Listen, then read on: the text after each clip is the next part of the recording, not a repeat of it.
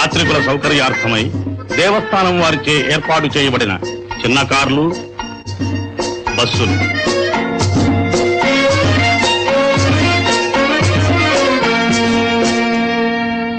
ఇదే చుక్కల పర్వతం, తిరుమల యాత్రలో మొట్టమొదటి పర్వతం.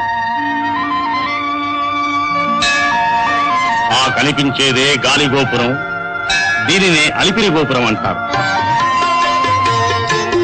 ఇక్కడే శ్రీ నృసింహస్వామి, శ్రీమద్ రామానుజాచార్యుల విగ్రహాలు ఉన్నాయి. సోపాన మార్గంలో ఉన్న పాదాల మండపం, బ్రహ్మ కడిగిన పాదము, బ్రహ్మమురాని పాదము అని మహాభక్తుడు అన్నమాచార్య సంకీర్తనం చేసిన స్వామి పాదాలున్న మండపం.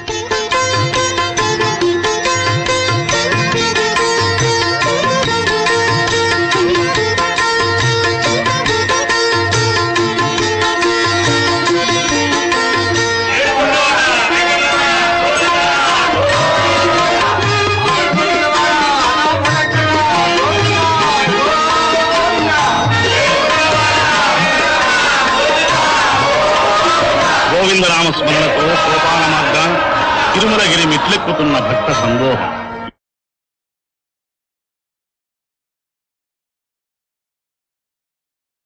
కార్లు ఇక్కడ సుంకం చెల్లించి వెళ్ళాలి.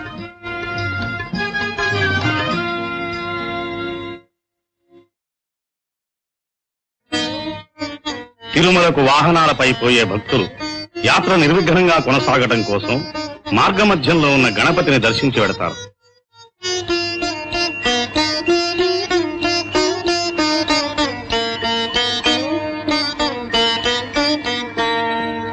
యాత్రికుల సౌకర్యార్థం దేవస్థానం వారిచే 1944వ సంవత్సరంలో నిర్మించబడిన సిమెంట్ రోడ్డు. దీనినే మొదటి ఘాట్ రోడ్డు అంటారు.